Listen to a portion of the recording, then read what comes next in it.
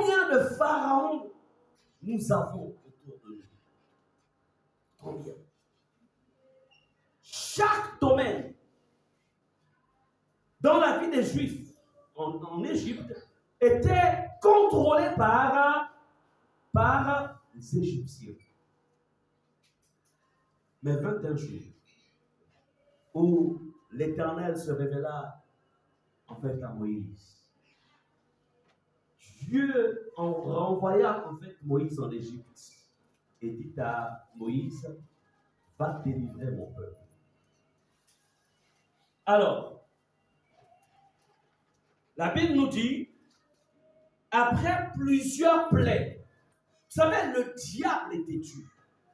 Les agents du diable sont parfois aussi têtus comme leur maître.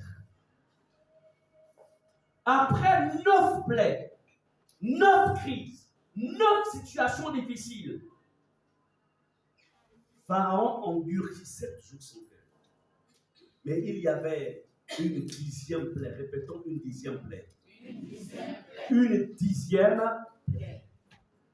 Je voudrais vous dire une chose. Même s'il y a une forme de résistance dans certains domaines. Mais vous savez, parfois, Dieu peut permettre la résistance de tes ennemis parce que Dieu réserve une 10e plaie. Vous savez, s'il y a une chose avec laquelle il ne faut jamais blaguer, c'est-à-dire, ne blague pas avec l'alliance. Dis à ton frère, ne méprise pas l'alliance. Ne méprise pas l'alliance. Alléluia. Le problème, c'est que pendant que Pharaon, en fait, oui, maintenait le peuple d'Israël en esclavage, Pharaon croyait avoir le monopole et le contrôle du peuple d'Israël, comme on dit souvent, ad vitam aeternam. Mais Pharaon ne savait pas qu'Israël était retenu en fait en Égypte sur la base d'une prophétie que Dieu donna à l'ancêtre des Israélites, qu'il donna à Abraham. Parce que comme vous disiez dans Genèse, Dieu dira à Abraham, tes descendants seront captifs dans ce pays pendant 400 ans. Donc en fait, lorsque Israël, c'est lorsque Pharaon a la suprématie, on va dire, a la domination, a le contrôle du peuple d'Égypte, en fait, Pharaon s'est dit, nous sommes hyper puissants et jamais ne sortirons de nos pays. Pharaon ne connaissait pas la prophétie, mais Dieu connaissait la prophétie. Dieu n'avait pas oublié la prophétie. Je voudrais te dire une chose ce matin.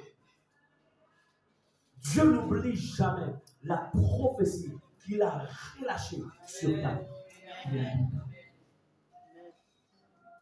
Alléluia. Bien-aimé, Exode 13 dit ceci. Le sang vous servira de signe sur les maisons où vous serez. Je verrai le sang et je passerai par-dessus vous. Il n'y aura point de plaie qui vous détruise quand je frapperai le pays d'Égypte. Alors, ici, l'Éternel Dieu s'adresse à Moïse en disant à Moïse, puisque chaque maison devra en fait sacrifier un agneau, et le sang de cet agneau, vous devriez en fait l'imbiber sur le linteau de vos portes. D'où il dit ici, le sang servira de signe. Répétons, le sang me servira de signe. Le sang permettra au monde des esprits de réaliser que je porte une marque sur ma vie. Alléluia. Bien-aimé, dans Exode 12, 13, savez, quand la Bible parle de signes, je vais beaucoup, pendant que je parlerai, voyez plus la dimension spirituelle. Tout ce que je vais dire, que je vais annoncer, ne se passe pas dans la dimension matérielle, mais dans la dimension spirituelle. N'oubliez pas que l'homme est tridimensionnel, ou je dirais tripartite. L'homme est esprit, il a une âme et il vit dans un corps. Amen. Et Dieu dit ici, plutôt à Moïse, il dit, le sang peut être appliqué sur le linteau de vos portes. Vous savez que ce corps est une maison. L'apôtre Pierre appelle cela une tente. Alléluia. Et l'apôtre Paul dira, ne savez-vous pas que vous êtes le temple, que vos corps est le temple du Saint-Esprit. Est-ce qu'on est ensemble? Amen. Donc, quand Dieu dit ici, le sang vous servira de signe, c'est dans notre dimension intérieure. Est-ce qu'on est ensemble? Bien aimé, un signe, c'est quoi? C'est un élément qui permet de distinguer, qui permet de reconnaître, pour savoir que cette belle femme appartient à quelqu'un. En fait, ce n'est pas à travers son beau visage, ce n'est pas non plus à travers ses tresses, mapi ou napi, je ne sais plus comment on appelle ça, parce qu'on est en train de repartir dans les choses. Voilà. Alors, mais il y a quelque chose qui sur elle. Il y a un signe qui démontre qu'elle est mariée. Amen. Et ce signe, c'est lequel? C'est la bague ou l'alliance. Est-ce qu'on est ensemble? Donc, ce qui fait que s'il y a un bandit qui veut très vite partir de ce monde,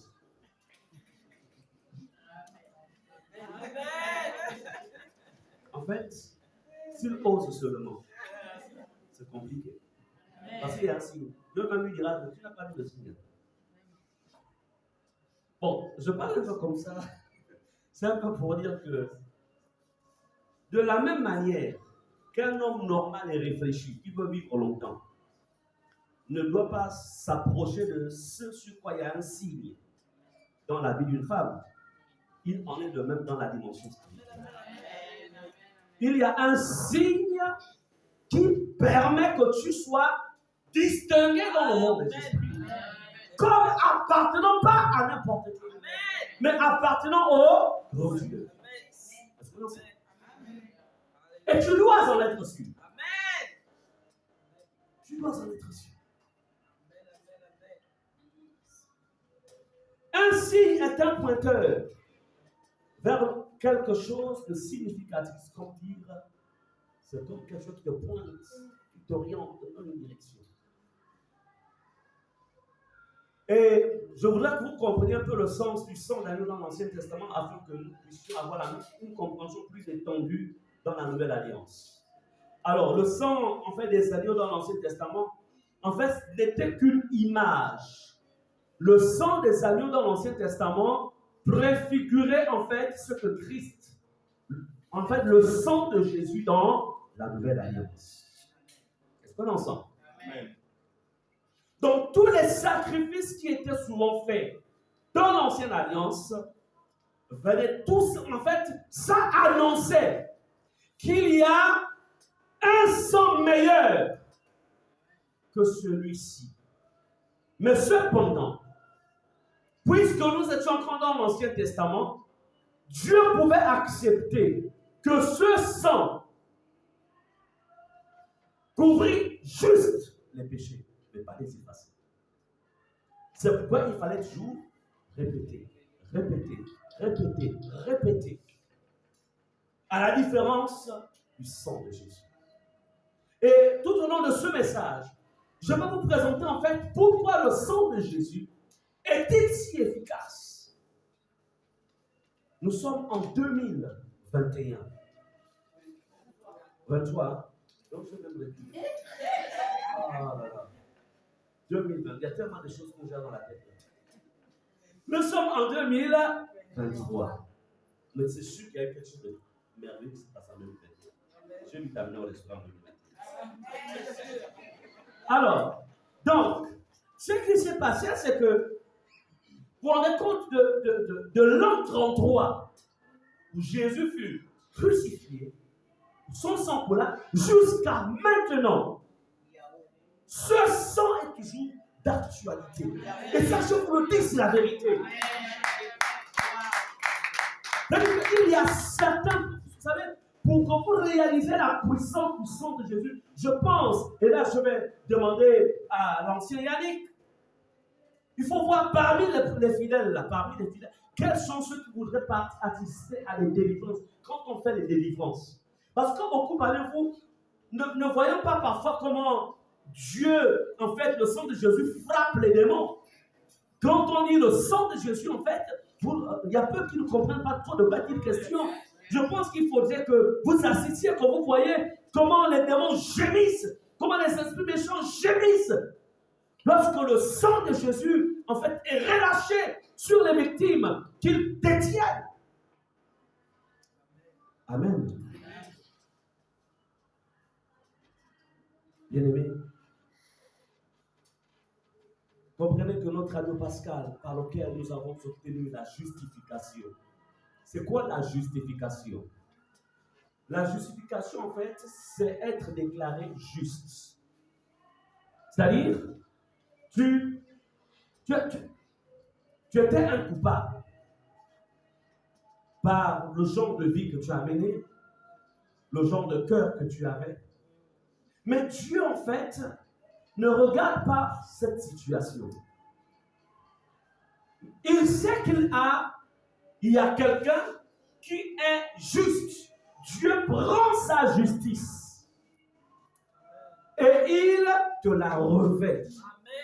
Et quand il te voit, il ne te voit plus comme étant un pécheur, mais il te voit au travers de la justice de Christ dont il t'a revêtu. Est-ce qu'on est ensemble? Et c'est une vérité. C'est pourquoi, voyez-vous, la Bible dit, parlons de Jésus, la Bible dit, en fait, Jésus s'est fait pécher.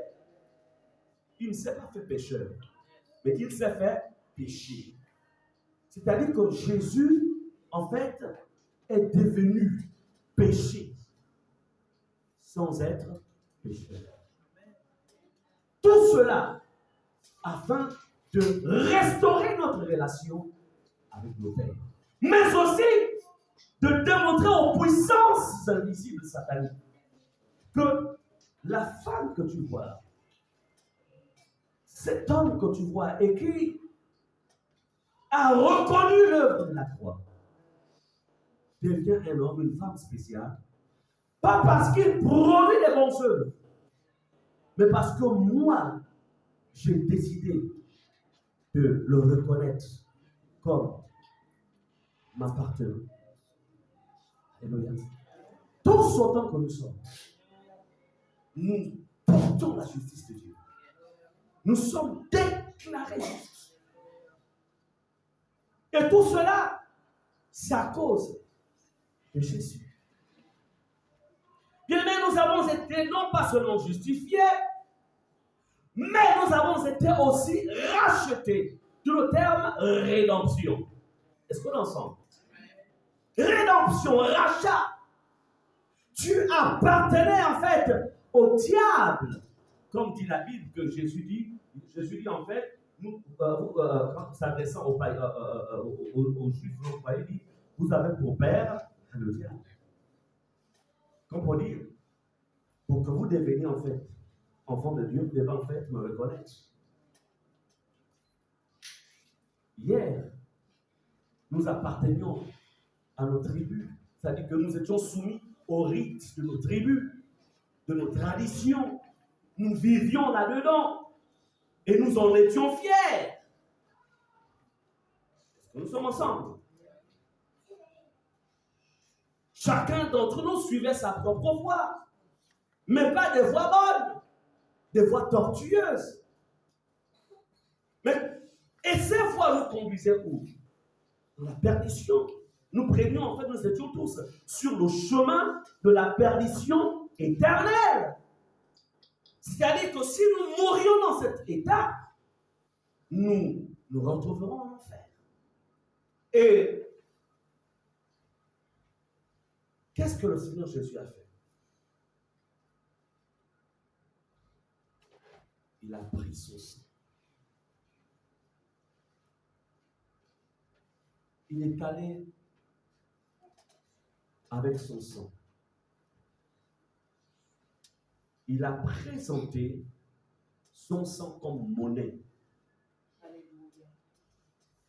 Parce que le premier Adam, celui qu'on voyait dans Genèse chapitre 1 jusqu'au chapitre 3, je pense que ça va jusqu'au chapitre 4, cet Adam-là, lorsque nous sommes sortis du sein de nos mères, nous étions directement rattachés à lui.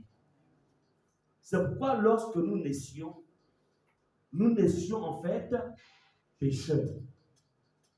Pas parce que vous et moi, nous avons décidé d'être des pécheurs, mais c'est parce que nous l'avons hérité de ce premier Adam.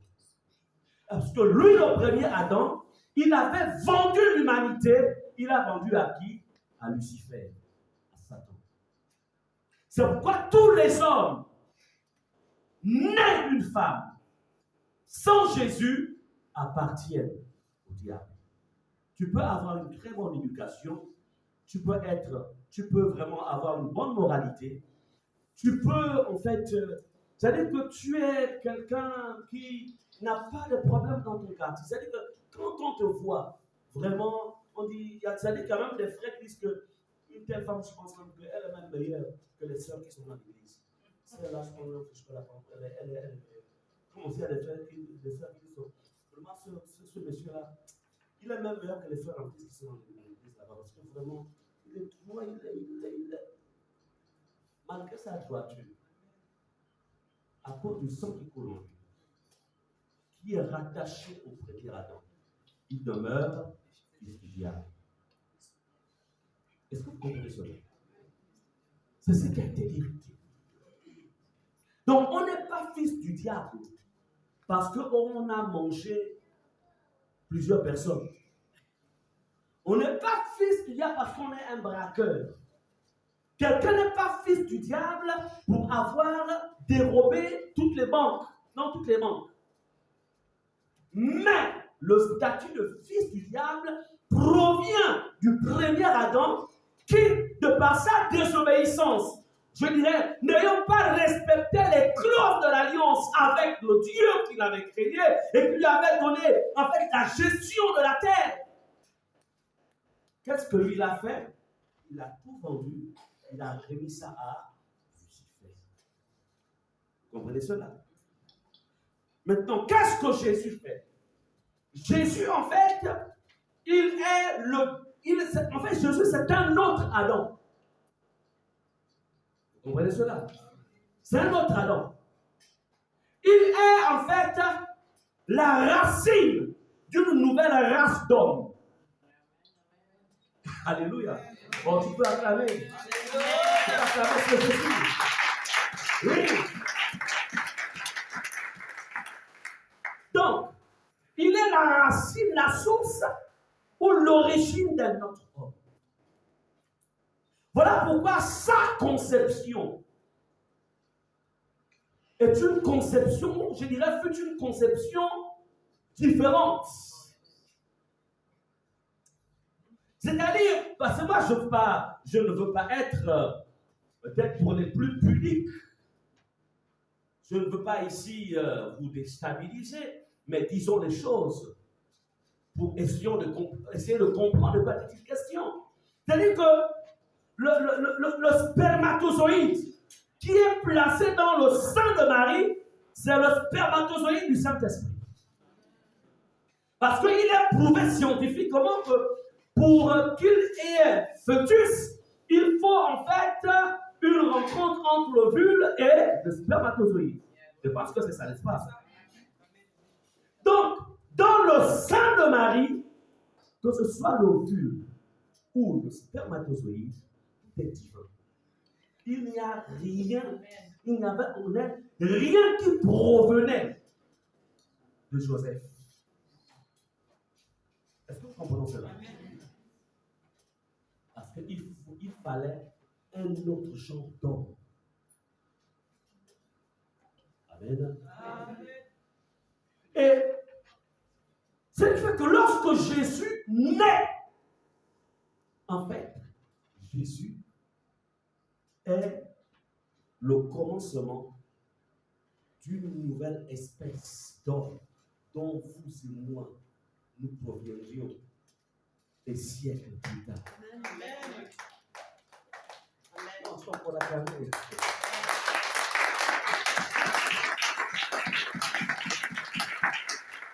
Ça, il faut le comprendre.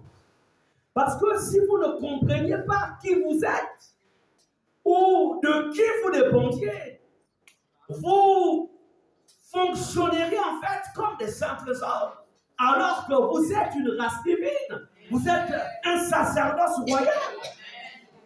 Amen. Jésus.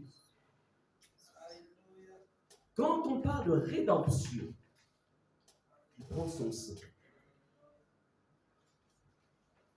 Le vendredi saint, alors que le corps de Jésus est retiré de la croix, placé dans le sépulcre, lui-même, il prend son esprit, il dit à son père, récupère d'abord mon esprit. Je remets mon esprit entre. Mais où est son âme? Puisque l'homme est triste, l'âme de Jésus descend au séjour des morts avec son sang. N'oubliez pas que c'est un sang pur. C'est un sang divin. C'est un sang qui n'a point commis de péché. Est-ce qu'on ensemble? Il va trouver Lucifer, qui avait les clés de la mort et du séjour des morts. Est-ce qu'on ensemble? Il dit à Lucifer, voici mon sang. Redonne-moi les destinées de toute l'humanité que tu avais embrigadé, qui t'avait été certes donné, mais moi je les récupère. Voici mon sang. Lucifer ne peut rien faire, car il est écrit, sans effusion de sang, il n'y a pas de pardon de péché. Est-ce qu'on ensemble? Et nous, l'apôtre Pierre peut dire que ce n'est pas avec de l'or périssable que nous avons été en fait rachetés, mais c'était au prix du sang. C'est pourquoi nous sommes une race spéciale. Est-ce que je peux dire, je suis une race spéciale? Je suis une race spéciale. Amen.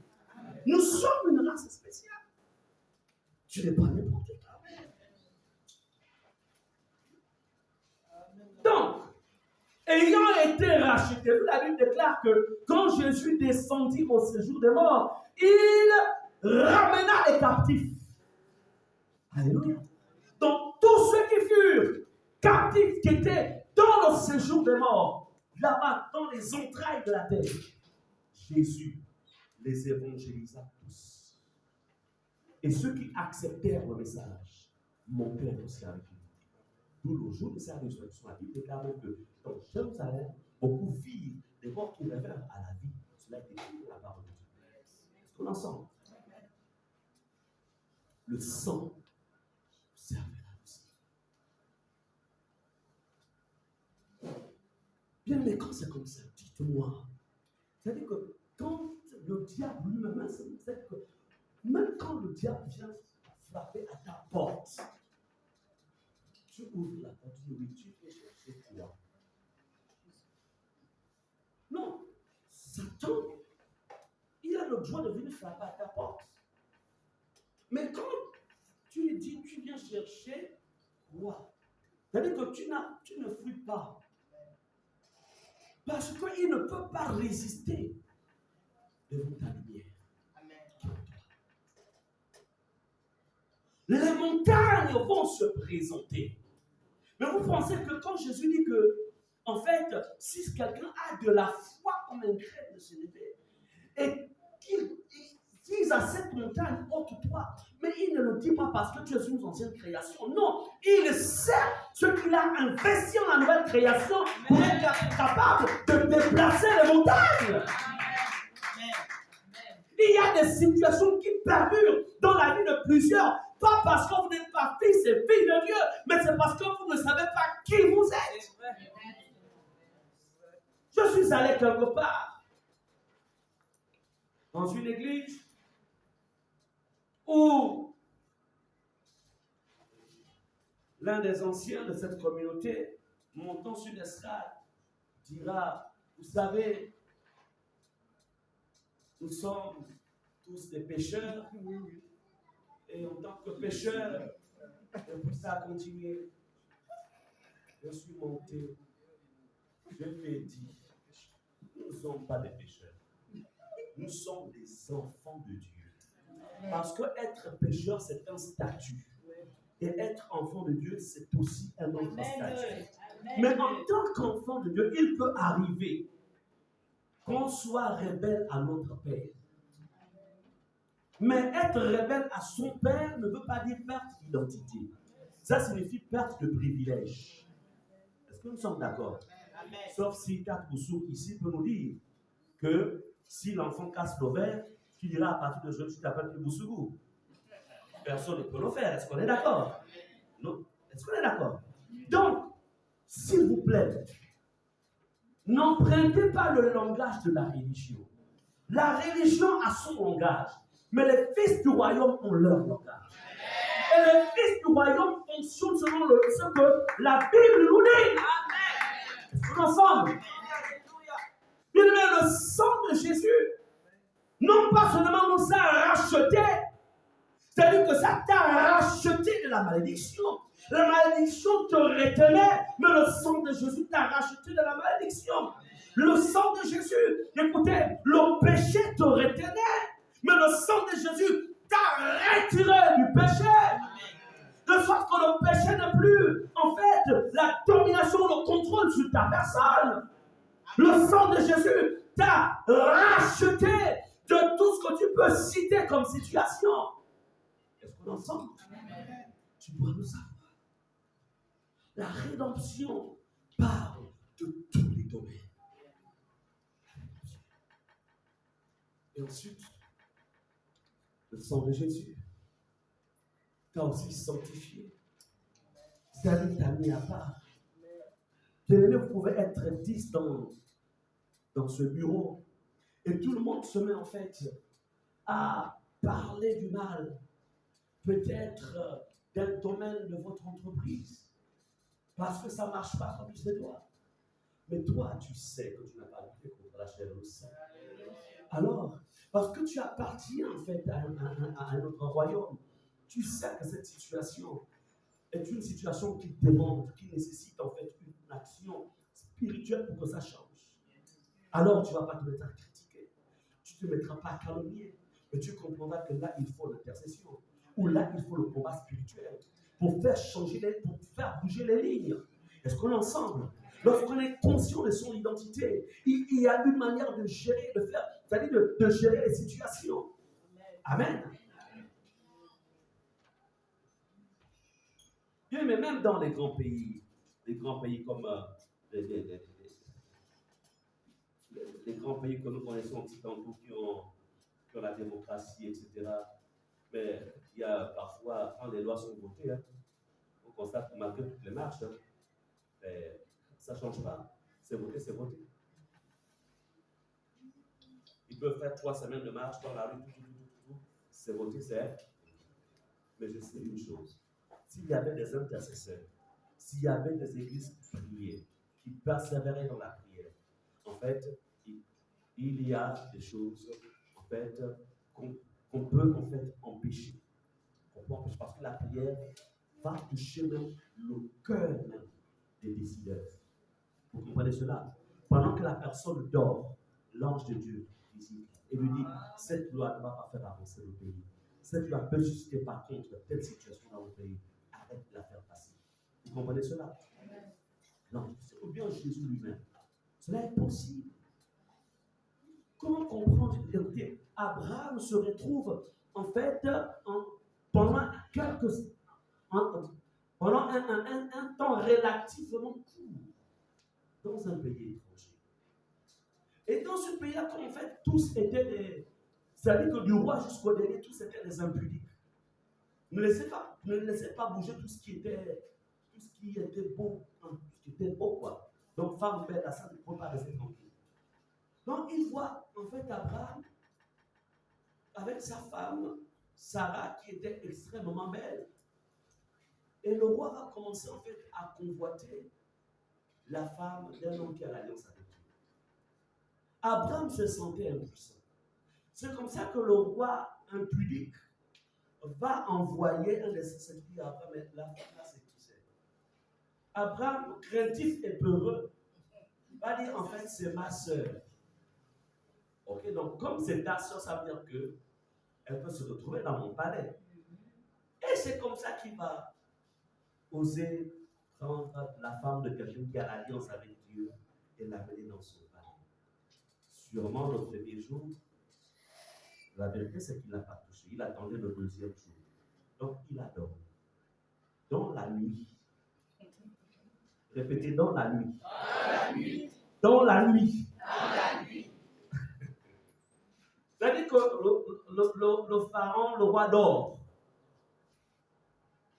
Il voit Dieu qui envoie son ange lui dit, si tu ne renvoies pas la femme là, tu vas mourir. C'est-à-dire que là, tu meurs. Vous comprenez cela? Abraham n'a pas grévé avec la pancarte.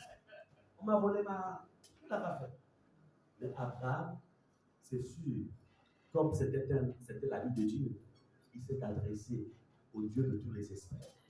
Que ce soit esprit des hommes ou esprit des démons, il est le Dieu de tous les esprits. La nuit même, le roi n'a pas dormi. Le lendemain, il a appelé Abraham. Il a dit à Abraham, pourquoi m'as-tu caché cela? Pourquoi j'ai failli commettre l'irréparable ou l'abominable? Mais il dit, sur ta femme, j'ai failli. Et je dis même que, comme tu as amené sa femme là, tu avais des intentions pour que ta vie soit sauve, tu dois faire des offrandes et des présents à mon serviteur. C'est comme ça qu'Abraham a commencé à être riche. C'est pour dire quoi? C'est pour dire que la prière, peut-être vous négligez, l'intercession, il y a une force là-dedans qui fait bouger les lignes. Amen. Ça fait bouger les lignes. Abraham était uni à Dieu par quoi? Juste par une alliance qui s'appuyait sur le sang des boucs et des taureaux. Mais vous et moi, nous sommes rattachés au Père. Amen. Par le sang immortel. Amen. Le sang puissant de Jésus. Mais malheureusement, il y en a peu qui connaissent les avantages et les bénéfices que ce sang nous offre. Je répète au nom de Jésus. Au nom de Jésus. Les choses vont changer. Amen. Donc le sang, en fait, te sanctifie, te met à part. Tu n'es pas traité comme n'importe qui. Et toi-même aussi, tu ne te traites pas comme n'importe qui. Parce que voyez-vous, pour que l'homme extérieur ait du respect à ton égard, toi-même travaille à ce respect. Démontre que tu es une personne exceptionnelle. Tu es un prince. Dans les temps qui viennent, tu régneras avec ton Père. Amen. La sanctification. Et lorsque tu es sanctifié, ça veut dire que tu n'as plus accès à n'importe quoi. Tu ne parles plus comme n'importe qui. Ton langage, en fait, n'est plus un langage vulgaire.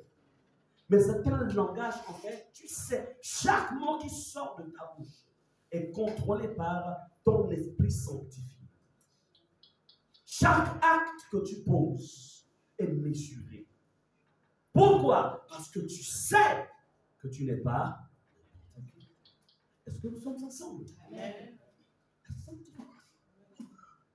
Et tout cela, c'est le fruit du sang de Jésus.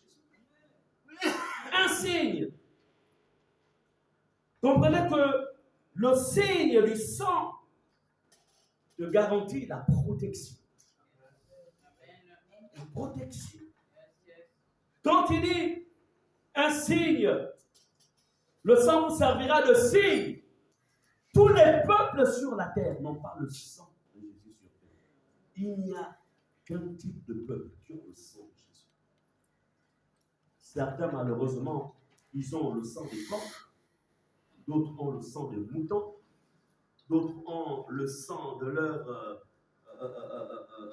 des personnes peut-être qui ont le sang qui parle mieux que celui d'Abel. C'est celui de Jésus. Amen. Bien-aimé, je voudrais te dire ce matin, que tu n'es plus de la lignée du premier Adam. Quand tu lis le livre de Genèse, c'est-à-dire que dans l'ignorance, quand tu lis Genèse, tu dis, ah, mais Adam, c'est pourquoi tu as fait ça. On avait même, c'est que si tu n'aurais pas péché, on pense seulement à la nourriture vient. Quand tu penses voyage, tu as voyagé, tu es déjà parti. C'est-à-dire que tout se fait juste à la vitesse de la pensée. Enfin, on imagine cela aussi. Mais n'oubliez pas, être en Jésus, quand Dieu a créé l'homme, il n'a pas fait de l'homme un paresseux. Il avait dit au premier Adam, cultive et garde-le. Donc le travail n'est pas le fruit du péché. Non. C'est, je dirais, ce qui est le fruit du péché, c'est ce travail dur, mais qui ne te produit pas grand-chose. Tu travailles 12, 13, 14 heures par jour, mais ta récolte est faible. Quand la récolte est faible au fruit d'un dur labeur, ça veut dire en fait qu'il y a encore les effets du premier Adam dans ta vie. Mais le travail en lui-même n'est pas le fruit du péché. Dieu lui-même était un travailleur. Il travailla pendant 6 jours et se reposa au 7e jour. C'est pour dire, toi qui passes tout ton temps dans le jeûne de la prière, oh Seigneur, change ma vie. Oh, nous allons t'arrêter. C'est bien prononcé, non? Ah, Njamita, viens m'aider. Oh, un Congol. Ah, tu jeûnes. Et puis après que tu as jeûné, tu as la maison. Frère, c'est comment? Non, j'attends mon miracle. J'attends le miracle. Le miracle, tu ne l'auras pas en ayant les mains et les bras croisés à la maison. Sors. Il a dit cherchez et vous trouverez. Frappez et l'on vous s'ouvrira. Prends tes diplômes. Prends tes documents. Marche. Va de porte en lieu en lieu. Et quand c'est comme ça, ne choisis pas le type de boulot. Accepte tout. Est-ce que vous comprenez cela? Je ne vais pas dire, oh, seulement. Moi, je vais battre aussi, ça. Non, j'attends que les choses vont changer dans le pays.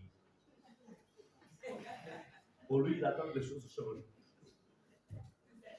Mais qui t'a dit que, vous savez, c'est l'homme qui se rend lui-même la vie difficile. Dans un pays, il y a ce qui est bon et ce qui est n'est pas bon. Dans tous les pays du monde, est-ce que vous comprenez cela? Donc, c'est pourquoi on prend ce qui est bon et on évolue avec ce qui est bon. Mais dans ce qui ne marche pas, on en fait un sujet de prière pour que ça marche. Parce que c'est Dieu qui change les temps et les circonstances. Donc toi, pendant que tu dors là, tu attends que les choses changent. Entre-temps, ton frère, ton ami, avec qui vous étiez à l'école, lui, il est là, c'est aussi. Il marche là, quelque part. Oui, mais c'est le genre de... Ok? Donc, chrétien, écoutez, nous sommes tridimensionnels. On est esprit, âme, corps. L'esprit, c'est pour faire bouger des choses dans le monde des esprits. Le corps, là, c'est pour que tu apprennes à te déplacer, à marcher. Certains, ça veut dire que et les chrétiens sont des grands prieurs. C'est pas mal de prier, il faut toujours prier. C'est-à-dire que c'est pas un mot joli. C'est-à-dire que les chrétiens, ce sont des rêveurs. Pas tous les chrétiens, il y a beaucoup qui rêvent. Ils pensent que ça va changer comme ça. Ça ne change pas comme ça, non. Vous savez, quand j'étais rentré d'Afrique du Sud, je venais d'un ministère où j'étais très bien payé, on était très bien payé. Quand je suis rentré là-bas, il y a plein de ministères qui ont bien voulu que j'aille travailler avec eux. Et ça m'aurait fait un salaire conséquent. Mais Dieu m'avait donné des orientations. Mais qu'est-ce que j'avais dû à faire? On avait une carte. Qu'est-ce que je faisais? Je n'avais pas rassemblé. Je parle à ceux qui... Écoutez, j'aurais même pu rester en Afrique du Sud et j'aurais pu être quelqu'un déjà qu'on me faisait des propositions. Je me souviens encore, c'est le frère Lyon, c'est là qui je passe me reste ici à Johannesburg, ouvrir l'église, etc. Et je vous dis, j'aurais pu l'ouvrir. Mais ce n'était pas le plan de Dieu. Pour moi, d'être en Afrique du Sud. Pour moi, c'était rentrer dans mon pays. Mais je savais qu'en rentrant dans mon pays, je repartirais à la place de départ parce que Dieu nous avait déjà donné des orientations. Mais qu'est-ce que j'ai fait? Quand je rentre, on a une tuile-carte, je faisais le clando. Pasteur ayant travaillé dans une église de plus de 1000 ans, ayant un salaire conséquent. Mais ça ne m'a pas dérangé. Amen. Je travaillais, j'étais allé dans une école d'un de mes diacres. Quand je dis mes amis de l'église où j'étais, il y avait une école. C'était une école bilingue. Et comme je parle anglais, j'allais donner des cours d'anglais là-bas. Et ça me faisait quoi? Hein? Quoi d'autre encore? Je donnais aussi des cours de religion. Est-ce qu'on est ensemble? Donc, quand tu prends le salaire de clando, salaire de cours d'anglais, salaire de religion, je prends tout ça, je vais le donner à ma femme.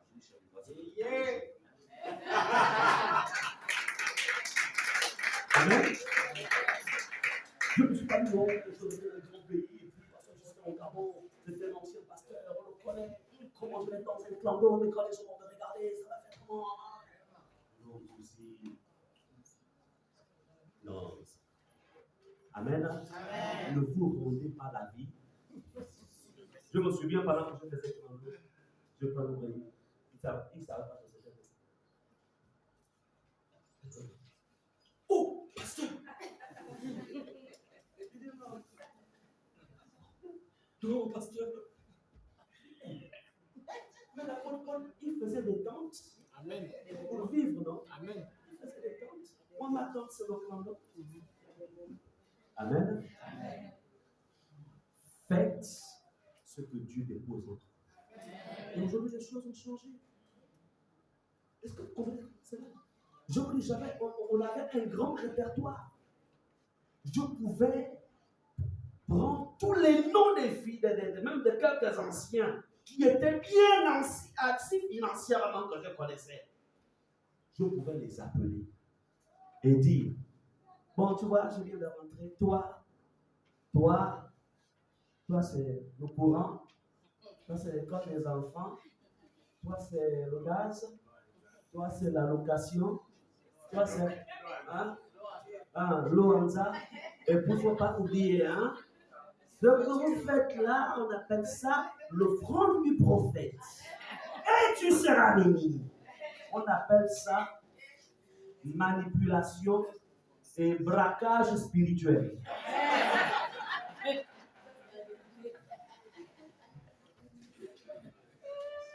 Est-ce que vous comprenez cela? Non, s'il vous plaît, frères et sœurs. C'est pas l'évangile que je prêche. Moi-même, j'ai vécu. Je ne sais pas où je suis passé. Je ne sais pas où nous sommes passés. Vous comprenez cela? Ne vous rendez pas la vie difficile. Qu'est-ce que vous avez entre vos mains? Le peu que tu as entre tes mains, avec ça, tu vas faire la multiplication. Cesse de rester à la maison. Cesse d'attendre qu'une entreprise, en fait, on appelle ça comment? T'embauche. Non. Commence à faire quelque chose. Et tu vas t'en sortir. Et Dieu multipliera cela. Amen. Ce sont les avantages du sang de Jésus. Ce sont les avantages. Bien-aimés, nous observons que Dieu a donné à son peuple des signes. C'est-à-dire sur quoi? Sur toi, la marque, le signe du sang de Jésus fait en sorte que tout ce que tu touches est béni. Tout ce que tu entreprends se multiplie. Tout ce que tu fais réussit. Est-ce que vous comprenez cela? Ça, je le dis en vérité. Donc, allons-y dans Exode 12, verset 23 à 24. Notre lectrice, vraiment, n'est pas là. Je peux prendre comme lectrice. Madame Ibouy, avec sa voix angélique, elle va donc. On est dans Exode 12, verset 23 à 24. La parole de Dieu dans Exode 12, verset 21 à 24. Moïse appela tous les anciens d'Israël et leur dit: Allez prendre du bétail pour vos familles et immoler la Pâque. Vous prendrez ensuite un bouquet d'hysope. Vous le tremperez dans le sang qui sera dans le bassin, et vous toucherez le linteau et les deux poteaux de la porte avec le sang qui sera dans le bassin. Nul de vous ne sortira de sa maison jusqu'au matin. Verset 23. Quand l'Éternel passera pour frapper l'Égypte, et verra le sang sur le linteau et sur les deux poteaux, l'Éternel passera par-dessus la porte, et il ne permettra pas aux destructeurs d'entrer dans vos maisons pour frapper. Verset 24. Vous observerez cela comme une loi pour vous et pour vos enfants à perpétuité. Amen. Amen. Donc, nous voyons ici qu'est-ce qui sécurise Israël de tous les fléaux, de l'ange de la mort qui est en mouvement dans le pays. C'était quoi? Le sang. Quel que soit, retenez ceci. Le sang de Jésus est un bouclier. Les pays occidentaux, là, ils appellent ça comment? Les boucliers qui mettent contre les... Il y a un autre terme. Hein? C'est quoi les boucliers? Bouclier des pays comme les États-Unis sont des... C'est vrai? Hein? C'est vraiment ça. Bon, d'accord. Ici. Dieu a mis autour de nous des boucliers. Le sang de Jésus te sert de bouclier. C'est pourquoi, lorsqu'une attaque vient vers toi, n'aie pas peur. Le diable fonctionne comment? Le diable fonctionne avec la stratégie de l'intimidation. C'est-à-dire, il vient vers toi comme un lion. Il n'est pas un lion, mais il rugit comme un lion. Il agit comme un lion. Dans quel but? Dans le but de t'amener en fait à réveiller la peur. Et la peur en toi devient une clé que tu donnes en fait à qui? À ton ennemi. Et cette clé va ouvrir maintenant la porte. Et quand la situation, le mal va t'atteindre, c'est parce qu'en fait, tu as réussi. En fait, l'ennemi a réussi à travers sa stratégie d'intimidation de t'emmener en fait à ouvrir le bouclier et à t'éloigner. N'ayez jamais, n'acceptez jamais la peur. Quel que soit le type de peur, n'ayez jamais la peur de l'avenir. La peur de tout. Quel sera mon avenir? Ton avenir se trouve dans la surmain de Dieu. Amen. Ton présent ne définit pas ton futur. Amen. Non. Est-ce que nous sommes ensemble? Amen. Non. Même si présentement tu passes par la vallée de l'ombre et de la mort, ne n'oublie pas qu'il y a ce matin qui te rassure. Est-ce qu'on est ensemble? Amen. Donc, nous voyons ici, il dit, verset 23, quand l'Éternel passera pour juger l'Égypte, il verra le sang. L'important pour vous, rassurez-vous et soyez-en sûrs que le sang est sur vous. Dans votre dimension spirituelle, le sang a été marqué. Le sang.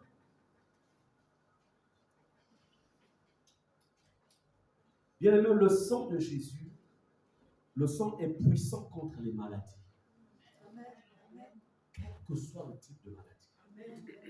Que le problème soit d'autres microbiens ou je ne sais pas. Quelle que soit la pathologie, le sang de Jésus. Bien aimé, pourquoi le sang des agneaux a-t-il été utilisé pour protéger Israël en Égypte? Pourquoi Dieu n'a pas relâché juste des anges qui devaient en fait être là pour sécuriser l'Égypte? Dieu aurait pu utiliser une autre stratégie pour protéger l'Égypte. Mais si Dieu, en fait, n'oubliez pas que quand Dieu le dit, en fait, il y a l'ange de la mort qui devait être relâché pour tuer tous les prévenus d'Égypte. Dieu aurait pu placer sur chaque maison d'Égypte, du côté de Goshen où étaient les Juifs, il aurait pu placer un bouclier des anges. Il a dit le sang servira du sang. Et quand l'ange de la mort viendra, quand il verra le sang, il n'a pas dit quand il verra l'ange, quand il verra le sang, il passera outre. On appelle ça Pessa, passer outre la vague, passer outre. La malédiction qui passe outre, la mort qui passe outre. Amen. Et je voudrais vous dire ce matin que tout ce qui est programmé par le monde des ténèbres est appelé à passer outre votre vie. Parce que vous avez le sang de Jésus comme marque sur vos vies. C'est pour ça que tout à l'heure, quand on va prier, vous allez tout simplement rappeler pour dire il y a le sang sur vous. Passe outre. Alléluia. Maladie passe outre. Crise financière passe outre. Tout ce qui est fait contre moi, passez outre. Tu dois le déclarer. Est-ce qu'on est ensemble? Bien-aimés, comprenez que le sang de Jésus est puissant parce qu'il plaide pour la miséricorde. Le sang de Jésus plaide pour le pardon. Le sang de Jésus apporte la paix. Vous savez, la paix d'un enfant de Dieu ne dépend pas parce que tout va bien autour de soi. Parce que notre paix ne dépend pas en fait d'abord de l'atmosphère extérieure. Notre paix dépend de notre relation avec Dieu. Est-ce qu'on est ensemble? Comment comprendre que alors que ces chrétiens, au temps de Néron, il avait décidé en fait de disséminer tous les chrétiens qui étaient dans son royaume. On les prenait, on les amenait sur un genre de stade, des colisées. Et ensuite, ces chrétiens, pendant qu'on les sortait de leur cave, venant dans la place publique, ils savaient qu'ils y allaient pour mourir, mais ils sortaient avec des sourires. Ils sortaient en chantant. Pourquoi? Parce qu'ils savaient que la mort, sa douleur, n'est qu'une douleur temporaire. Mais qu'après là, ils allaient rencontrer leur maître Jésus. Ils avaient la joie. la joie de mourir pour Christ. Il n'avait pas besoin de compromis. Il n'avait pas besoin de se compromettre. Comme aujourd'hui, malheureusement, il y a beaucoup qui se compromettent. Si tu ne fais pas ça, tu perds ton travail. Si tu ne signes pas là, tu perds ton travail. Si tu ne fais pas ceci, tu perds ton travail. Ou c'est le travail, ou tu signes. Alors que Jésus a dit, celui qui me régnera devant les hommes, je le régnerai aussi devant mon Père. Écoutez ceci. Ne vous compromettez pas. Si cette porte se ferme, il y a une autre qui va s'ouvrir. Parce que notre Dieu, il est le Dieu de toute la terre. Dieu contrôle l'histoire de la terre. Ça, je peux vous le dire en vérité. Dieu contrôle l'histoire des nations. Dieu contrôle l'histoire de chaque pays. Dieu contrôle l'histoire de chaque famille. Yes. Amen. Amen. Ça, je peux vous le dire. Ça, je peux vous le dire. Tout ce qui se passe sur la terre, Dieu sur son trône, il contrôle. Les gens pensent que c'est le diable qui contrôle. Satan ne contrôle rien. Satan, même parfois, il est le serviteur de Dieu. Est-ce que vous comprenez cela? Je peux peut-être choquer certains. Écoutez, pour que, pour que tu réalises que Dieu est un Dieu de guérison, qu'est-ce qui doit t'arriver? Qui a envoyé la maladie? Comment tu peux dire Dieu? Qui envoie la maladie? Maintenant, qui guérit? Qui a fait la promotion de la guérison de Dieu?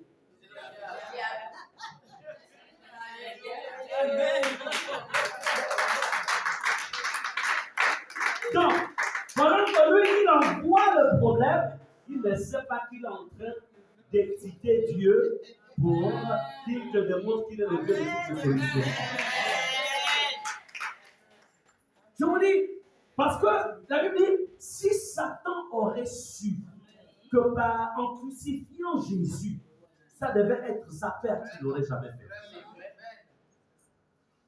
Donc il a fallu la bêtise du diable pour qu'il comprenne, waouh, que donc le Dieu a été Dieu de résurrection.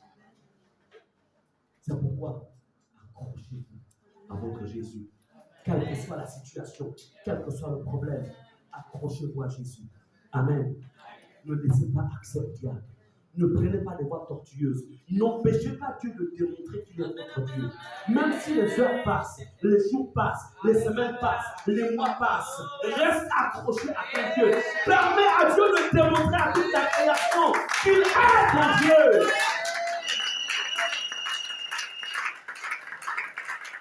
Est-ce qu'on peut se lever acclamer notre Dieu?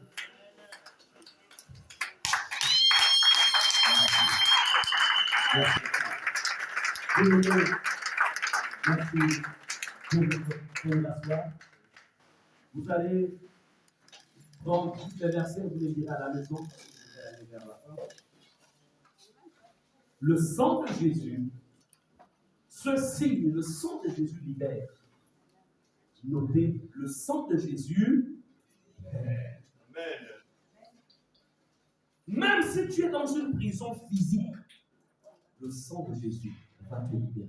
Amen. C'est-à-dire que tu as été injustement accusé.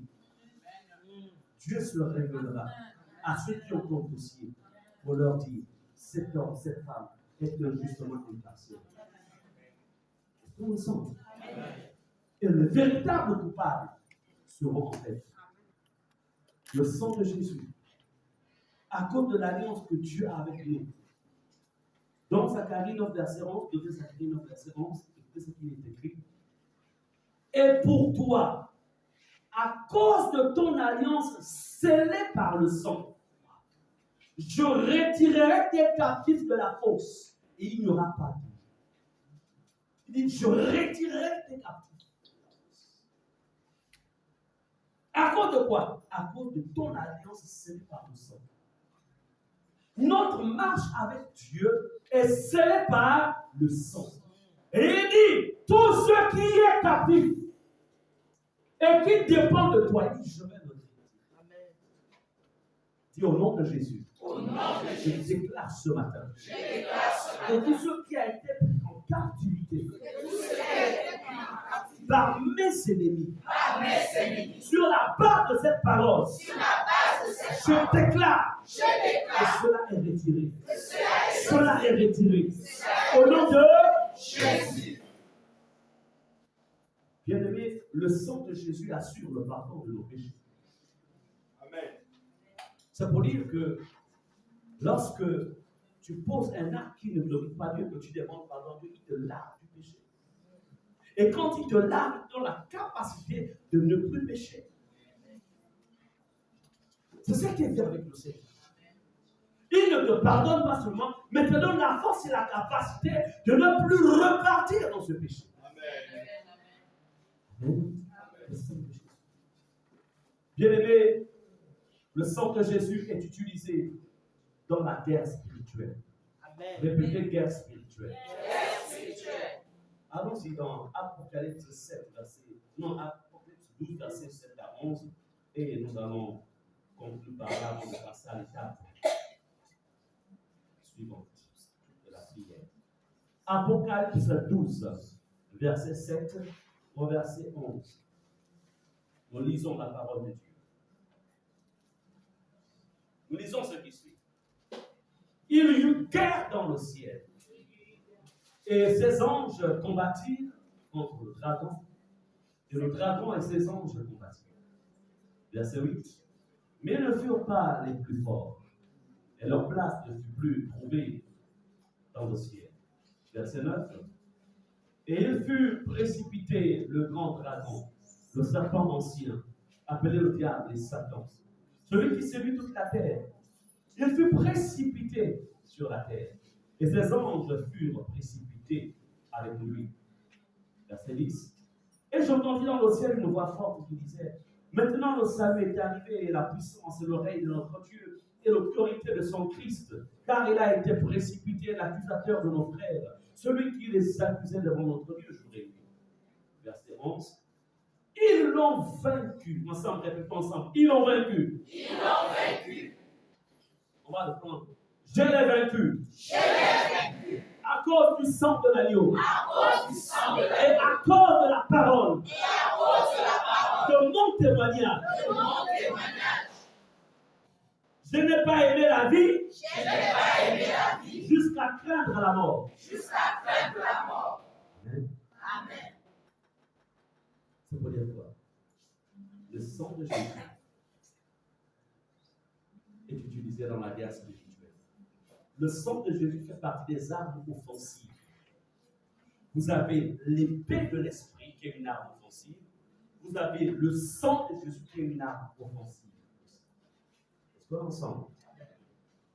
Le bouclier de la foi peut être aussi utilisé comme arme offensive et défensive.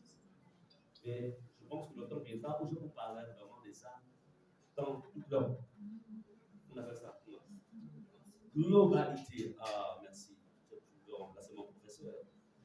Donc, dans leur globalité, pour connaître exactement les différentes armes. Amen. Parce que n'oubliez pas que nous avons une dimension spirituelle. Je parlais hier avec un c'est quelqu'un un peu qui est un peu clopin par rapport à la foi. Je disais, tu sais, le problème, c'est que beaucoup de personnes qui fréquentent des églises vont dans des églises, en fait, comme si c'était une religion. Ils viennent, ils s'assiedent, etc. Mais ils ne savent pas qu'en fait, il y a une dimension, en fait, de profondeur avec Dieu dans le Christ. Il y a une profondeur, en fait. Vous savez, lorsque vous venez à Jésus, soit vous vous limitez au niveau primaire. Juste le niveau primaire. C'est quoi le niveau primaire? Je viens à l'église, je m'assois, j'écoute la parole de Dieu. Bon, je peux m'inscrire dans un groupe. Et puis, je paie mes dîmes, je donne mes offrandes. Ça va, niveau primaire. C'est un peu comme, voyez-vous, l'autre côté, dans les rites initiatiques, vous avez des personnes qui sont initiées, se font initier. Bon, quand il y a leur ngosé, ils peuvent aller dans des ngosés, sont là, mais bon, et puis après, repartent dans leur retraite quotidienne, niveau primaire.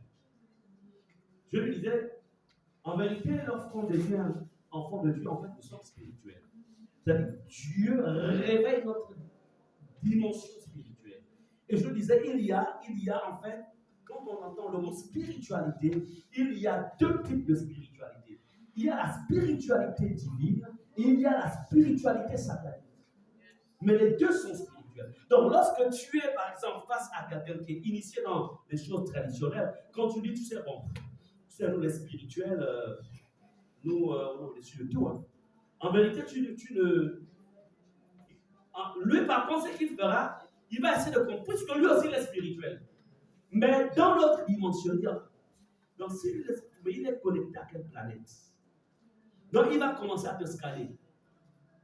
Vous comprenez? Mais il va se rendre compte que, bon, il n'arrive peut-être pas à te localiser, etc.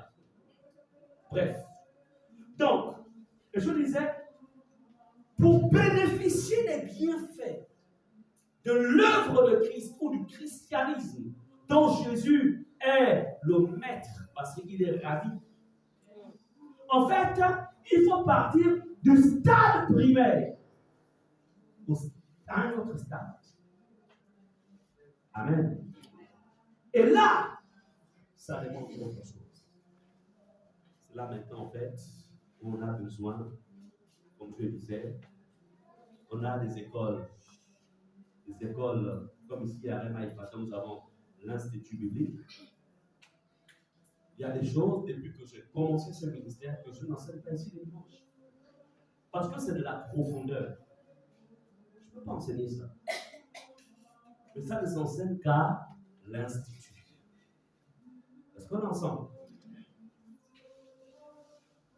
Le frère Pub aura l'occasion un jour de témoigner de cela, si le Seigneur le lui demande. Tu te souviens le combat que tu avais l'année dernière?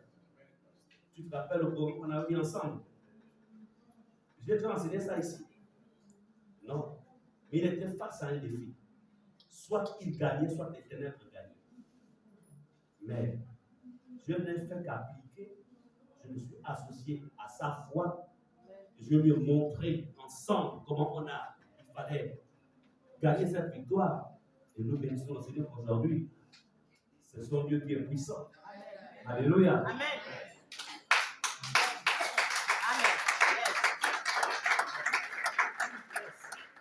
C'est pour dire quoi?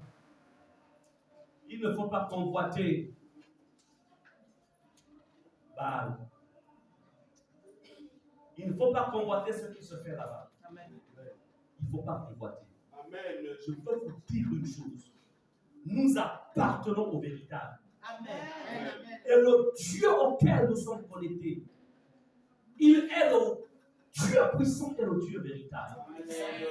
J'ai un dossier familial là. Je disais hier à mes frères dans son livre, je leur ai dit, les gens là sont venus, ils ont posé des actes, mais je vais les corriger avec mon Dieu. Ils ont utilisé leur pouvoir. Moi, j'ai utilisé les armes défensives. Et là, maintenant, je vais activer des armes offensives. Et une fois ils vont être atteints, c'est là que je vais convoquer la réunion familiale. Vous comprenez cela? Amen. En fait, je vous en parle, c'est pour vous dire quoi. Nous ne sommes pas des petits. Amen. Et notre vie ne se limite pas seulement juste à lire la Bible, etc. Quand la parole de Dieu déclare, et vous connaissez que c'est un de mes versets fétiches, il dit, la Bible déclare que il est de la justice de Dieu. Ah.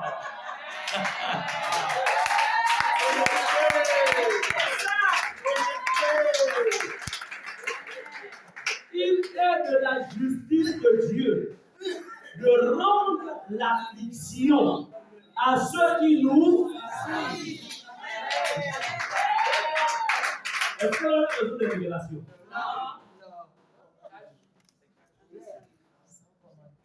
Sans il a même encore ajouté un mot sans. Non, là, tous les mercredis, on va maintenant lancer ça. On va avoir pour le moment, on va essayer d'avoir des cours. Mais dans peu de temps, on va lancer des programmes d'enseignement tous les mercredis. Et on va vous équiper. Amen. Tous, vous ne viendrez peut-être pas à l'Institut biblique, mais nous vous donnerons l'essentiel pour que vous soyez en fait des personnes. Vous êtes déjà des personnes dangereuses, mais très dangereuses. Est-ce qu'on est ensemble?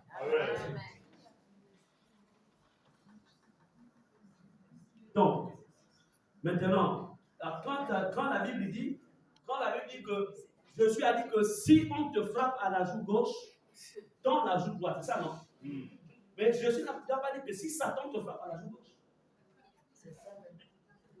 Si Satan veut te frapper, toi tu dois frapper. Amen. Donc il faut faire la différence. Amen. Donc si le sorcier veut te frapper, toi tu frappes. Est-ce qu'on est ensemble? Il faut faire la différence. Quelqu'un dira non, tu as l'amour qui est écrit que si on te frappe à la joue gauche, Dieu, non, la vengeance. On ne se venge pas contre les hommes. On se venge contre les esprits qui manipulent les hommes. Et quand un homme, écoutez, quand un homme n'a plus de protection, il devient quoi? Donc si tu arrives à désarmer ton ennemi, celui qui a peut-être un ennemi, il devient quoi? Parce que les forces sur lesquelles il s'appuyait, il ne les a plus. Il devient quoi? Accessible, non? Et dans cette accessibilité-là, qu'est-ce qui se passe? Il est atteint. Dans l'une des stratégies spirituelles, vous savez, si quelqu'un, par exemple, me parle avec colère, il ne sait pas qui m'a déjà donné, il a déjà ouvert une porte que j'ai accès à lui. Si quelqu'un te parle avec colère, si quelqu'un t'injurie, parce que même chez les femmes, même chez, ce sont des portes. Est-ce que vous comprenez cela? Si quelqu'un te doit, c'est une porte. Donc, c'est pourquoi il faut payer les dettes. Nos femmes là, vous rappelez-nous toutes les dettes qu'on doit aujourd'hui.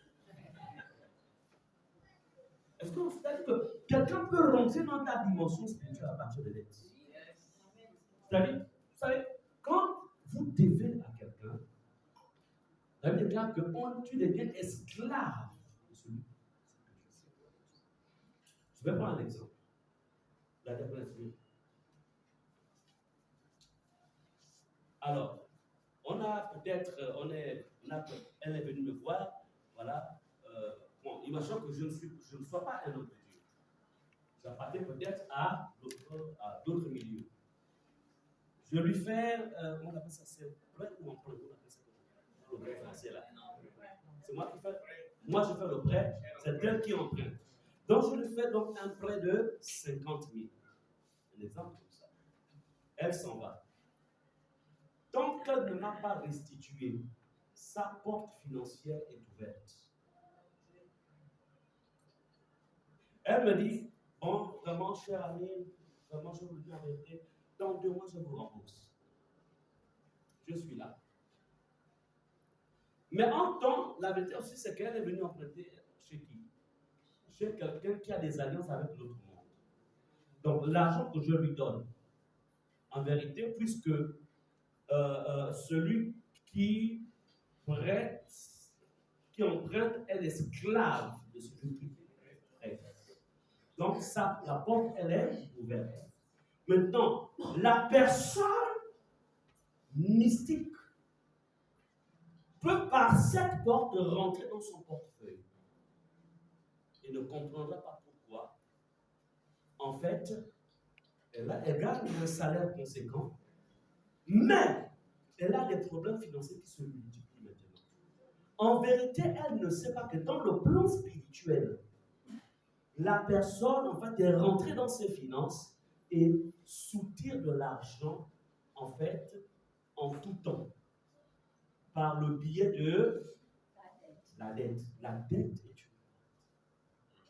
Est-ce que vous comprenez cela? C'est pourquoi faites tout pour ne pas être endetté. Et n'allez pas faire des prêts, des emprunts. Hein? Des emprunts, non? N'allez pas faire des emprunts n'importe où, chez n'importe qui. Vous ne connaissez pas l'identité qu'il y a. Il est mieux qu'au niveau de l'église, on fasse des emprunts entre nous. Mais encore faut-il que tu sois sérieux. Donc là aussi, avant d'accepter, viens quand même voir pasteur.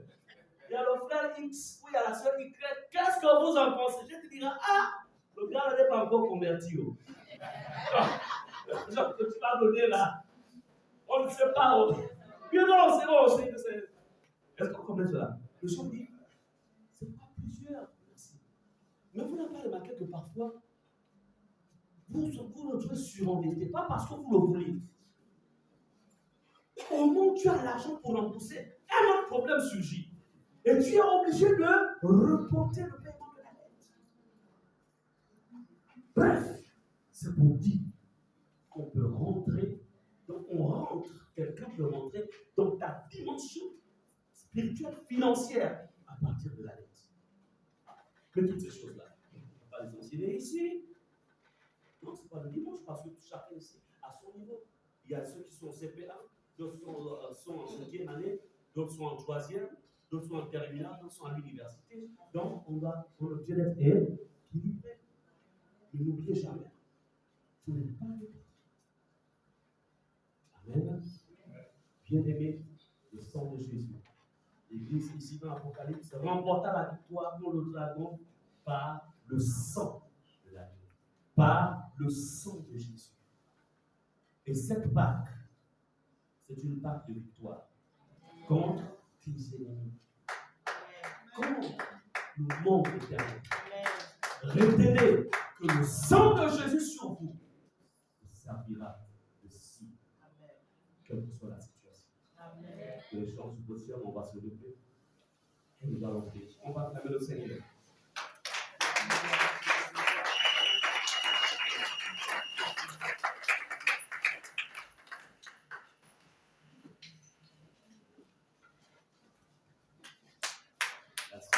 Merci Seigneur. Est-ce qu'on peut prier au moment de l'esprit? Pour ceux qui prient en langue, si tu ne pries pas en langue, il n'y a pas de problème, tu peux prier.